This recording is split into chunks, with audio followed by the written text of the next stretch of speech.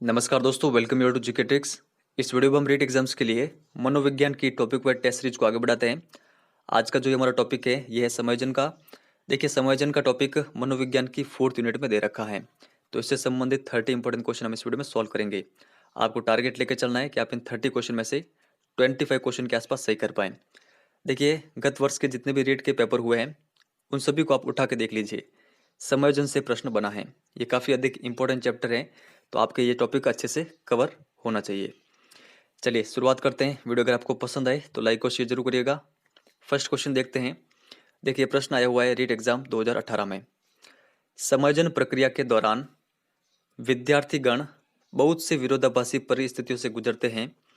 उदाहरण स्वरूप, एक शिक्षार्थी शिक्षक के सामने अपनी गलतियों को स्वीकार करना चाहता है और उसके साथ ही वह शिक्षक द्वारा दंडित होने से भी डर रहा है। निम्न में से किसके सापेक्ष में इसे अच्छी तरह समझाया गया है? पद्धति पद्धति विरोधाभासी परिस्थिति, वर्जन वर्जन विरोधाभासी परिस्थिति, पद्धति वर्जन विरोधाभासी परिस्थिति, या फिर ऊपरी लिखित कोई नहीं। अगर आपको इस क्वेश्चन का आंसर आता हो तो आप कमेंट सेक्शन में बता सकते हैं। देखिए, यहाँ पर जो इसका करेक्ट आंसर होगा वो होगा ऑप्शन नंबर 3, पद्धति वर्जन विरोधाभासी परिस्थिति। देखिए, यहाँ पर दो परिस्थितियां निर्माण हो रही है। कौन कौन सी? देखिए, पहले तो ये हो रही है कि जो विद्यार्थी है वो शिक्षक के सामने अपनी गलती को स्वीकार करना चाहता है, लेकिन जो दूसरी परिस्थिति बन रही है वो इसके बिल्कुल विपरीत है, यानी वो शिक्षक के द्वारा दंडित होने से डर भी रहा है। तो ये जो स्थिति है ये है पद्धति वर्जन विरोधाभासी परिस्थिति। ये आपको ध्यान रखनी है। ऑप्शन नंबर 3 यहाँ पर करेक्ट आंसर होगा। रक्षा तंत्र बहुत सहायता करता है हिंसा से निपटने में, दबाव से निपटने में, थकान से निपटने में, अजनबियों से निपटने में। देखिए, यहाँ पर जो इसका करेक्ट आंसर होगा, रक्षा तंत्र बहुत सहायता करता है दबाव से निपटने में। यहाँ पर ऑप्शन नंबर 2 इसका करेक्ट आंसर होगा। एक युवती शादी के बाद जिम्मेदारियां पूरी न करने के कारण माता पिता के पास वापस आ जाती हैं। समायोजन युक्ति है प्रतिक्रियाकरण, दमन, प्रतिगमन, या फिर आक्रामकता। देखिए, यहाँ पर इसका करेक्ट आंसर होगा ऑप्शन नंबर 3, प्रतिगमन। प्रतिगमन क्या होता है ये आप ध्यान रखना है आपको, कि वर्तमान स्थिति के तनाव से बचने के लिए अपनी पूर्व स्थिति में लौट जाना। ये आप ध्यान रखिएगा। तो यहाँ पर यही हो रहा है, जो युवती है वो अपने वर्तमान स्थिति के तनाव से बचने के लिए अपनी पूर्व स्थिति में लौट जाना चाहती है, यानी वो अपनी जिम्मेदारियों को पूरी नहीं कर पाती है और वो वापस अपने माता पिता के पास चली जाना चाहती है। तो ये आप ध्यान रखिएगा। यहाँ पर ऑप्शन नंबर 3 इसका करेक्ट आंसर होगा। भग्नाशय का सबसे बड़ा आंतरिक कारण माना जाता है असंगत आवश्यकताएं, मानसिक संघर्ष, परिस्थिति, नैतिक आदर्श। देखिए, यहाँ पर इसका करेक्ट आंसर होगा ऑप्शन नंबर 2, मानसिक संघर्ष। परीक्षा में असफल होने के कारण बालक द्वारा कारण प्रश्न पत्र परीक्षक द्वारा कॉपी ठीक से नहीं जांचना बताया गया। यह कौन सी रक्षा युक्ति है? प्रक्षेपण, प्रतिगमन, दबाव, युक्तिकरण। देखिए, इसका करेक्ट आंसर होगा ऑप्शन नंबर 1, प्रक्षेपण। प्रक्षेपण क्या होता है? प्रक्षेपण होता है अपनी असफलताओं का दोष किसी और पर निकालना। तो यहाँ पर जो बालक है वो अपनी असफलता का जो दोष है वो किसी और पर ही निकाल रहा है, जैसे कि प्रश्न पत्र पर और परीक्षक पर। तो ये आपको ध्यान रखना है। यहाँ पर ऑप्शन नंबर 1 इसका करेक्ट आंसर होगा। किसी के दुख में दुखी होकर स्वयं उसके जैसा अनुभव करना, यह रक्षा युक्ति कौन सी है? दमन, समन, अंतक्षेपण, या फिर तर्क संगतिकरण। तो देखिए, यहाँ पर इसका करेक्ट आंसर होगा ऑप्शन नंबर 3, अंतक्षेपण। देखिए, अंतक्षेपण क्या होता है? जब व्यक्ति वातावरण के गुणों को अपने व्यक्तित्व में सम्मिलित कर देता है उसे कहते हैं अंतक्षेपण।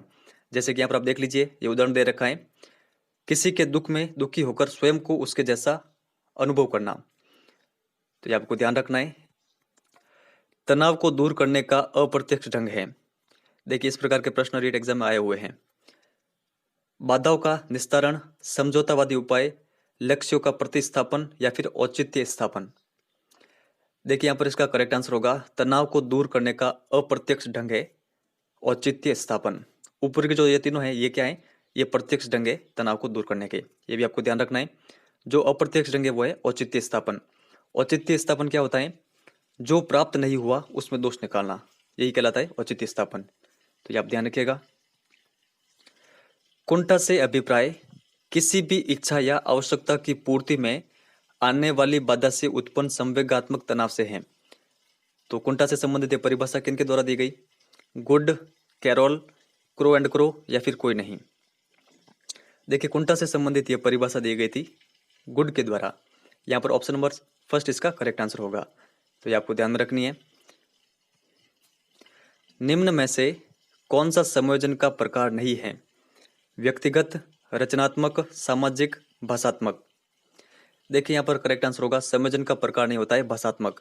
बाकी व्यक्तिगत संयोजन होता है, रचनात्मक संयोजन होता है, सामाजिक संयोजन होता है, इसके अलावा व्यावसायिक संयोजन भी होता है, और एक और होता है स्थानापन्न संयोजन। तो ये आपको ध्यान रखना है।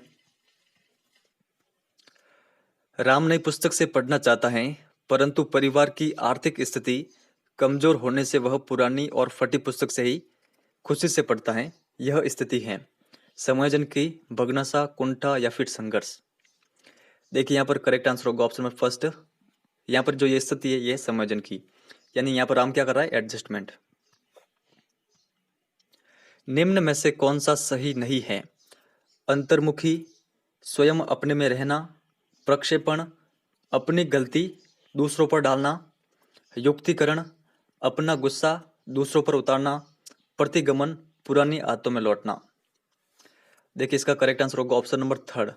युक्तिकरण के संबंध में यहाँ पर एक गलत दे रखा है, अपना गुस्सा दूसरों पर उतारना।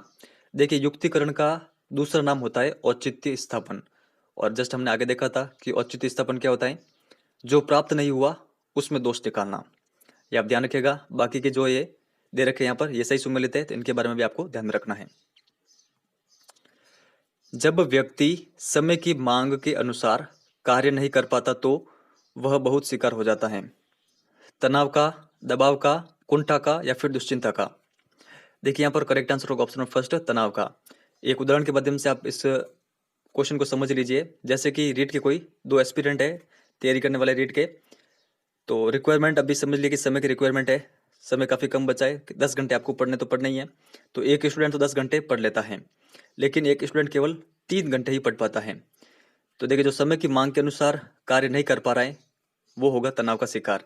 यानी जो 3 घंटे पढ़ रहा है वो किसका शिकार हो जाएगा? एक समय ऐसा आएगा तब तनाव का।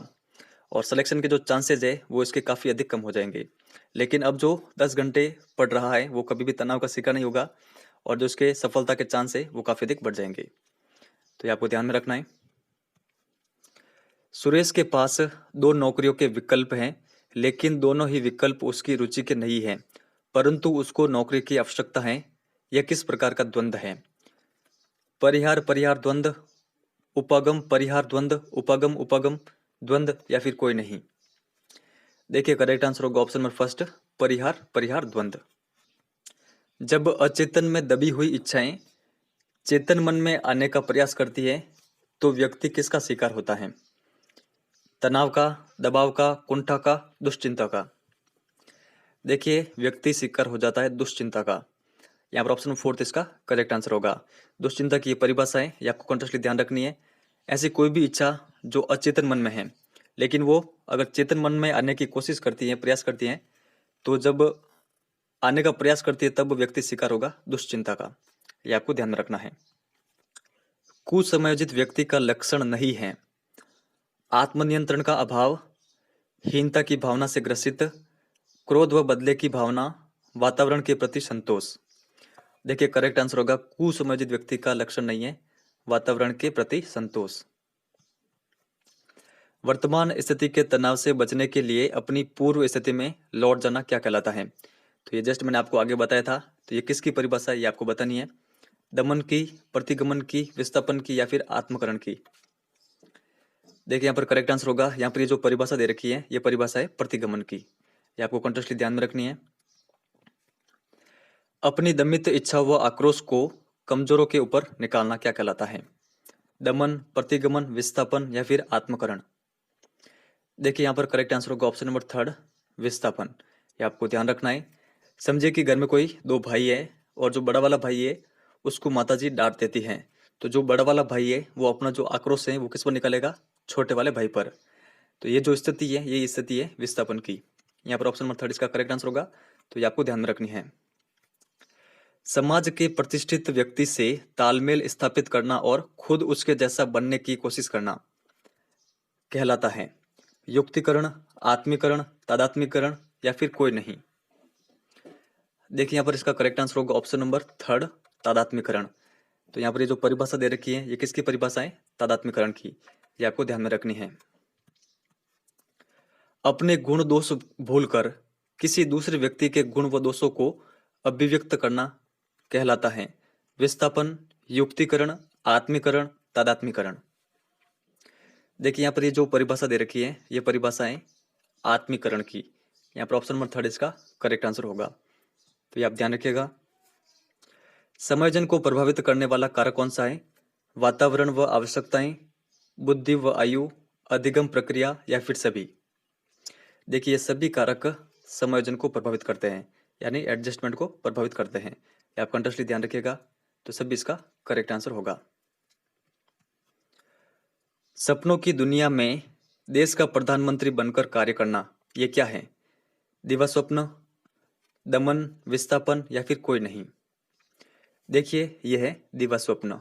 यहाँ पर ऑप्शन नंबर 1 इसका करेक्ट आंसर होगा। एक विद्यार्थी रीट में बार बार प्रयास के बावजूद भी असफल हो जाता है तो वह किसका शिकार हो जाएगा? दबाव का, तनाव का, दुश्चिंता का या फिर भग्नाशा का। देखिए यहाँ पर करेक्ट आंसर होगा ऑप्शन नंबर 4, वो विद्यार्थी शिकार हो जाएगा भग्नाशा का। तो ये आपको ध्यान रखना है। किशोरों में द्वंद्व उभरने का प्रमुख कारण क्या है? शारीरिक दोष, मनोरोग, अवसरों की प्रतिकूलता या फिर निराशा। देखिए यहाँ पर करेक्ट आंसर होगा ऑप्शन नंबर 3, अवसरों की प्रतिकूलता। समायोजित व्यक्ति की विशेषता नहीं है शारीरिक दृष्टि से समायोजित, संवेगात्मक दृष्टि से समायोजित, सामाजिक रूप से समायोजित या फिर अत्यंत क्रोधी। देखिए यहाँ पर करेक्ट आंसर होगा समायोजित व्यक्ति की विशेषता नहीं है अत्यंत क्रोधी। एक क्रिकेट खिलाड़ी बार बार खराब खेलने का कारण अपने बल्ले को देता है, यह है। तो ये रक्षा युक्ति कौन सी है? युक्तिकरण, शोधन, प्रक्षेपण या फिर कोई नहीं। देखिए यहाँ पर करेक्ट आंसर होगा ऑप्शन नंबर 3। ये जो युक्ति है, ये है प्रक्षेपण की। प्रक्षेपण किसे कहते हैं? अपनी असफलता का दोष किसी और पर निकालना। यहाँ पर असफल तो वो खिलाड़ी खुद हैं, लेकिन वो कारण किसे बता रहे हैं? अपने बल्ले को।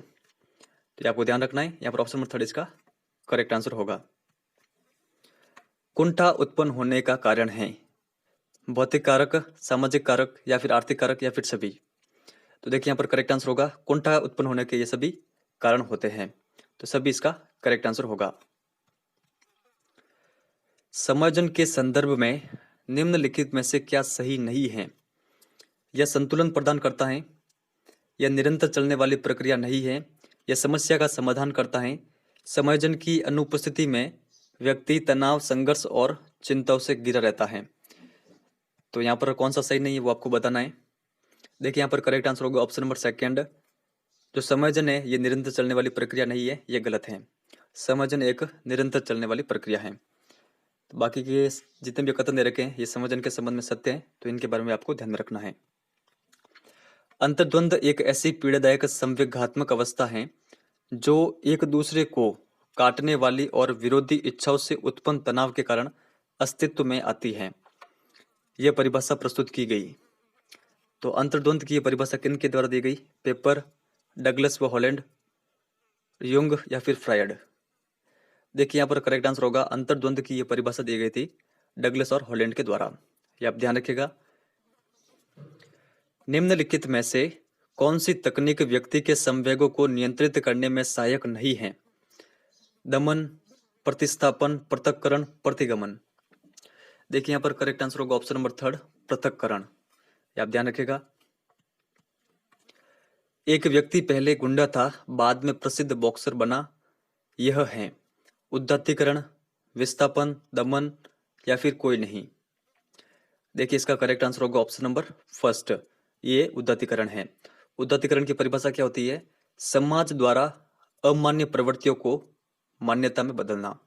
यानी पहले कोई व्यक्ति गुंडा था, लेकिन बाद में उसके काम अच्छे हो गए और वो बॉक्सर बन गया। तो जो ये परिवर्तन हुआ, इस परिवर्तन की प्रक्रिया को ही कहते हैं उदात्तीकरण। तो ये आप ध्यान में रखिएगा।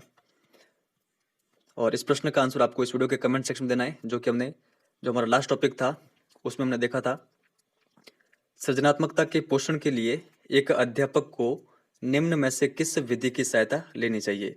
व्याख्यान विधि, ब्रेनस्टॉर्मिंग, दृश्य श्रव्य सामग्री या फिर सभी। और आपका जो भी स्कोर बना है वो भी आपको कमेंट सेक्शन में शेयर करना है। तो आप अभी तक टेलीग्राम पर ज्वाइन नहीं हुए तो वहाँ पर भी आप ज्वाइन हो सकते हैं। सिंपली आप टेलीग्राम पर जाए, वहाँ पर सर्च करें जीके ट्रिक्स एजुकेशन, वहाँ पर आपको हमारा चैनल मिल जाएगा। तो इस वीडियो में इतना ही है। वीडियो अगर आपको पसंद आया हो तो लाइक और शेयर जरूर करिएगा। धन्यवाद।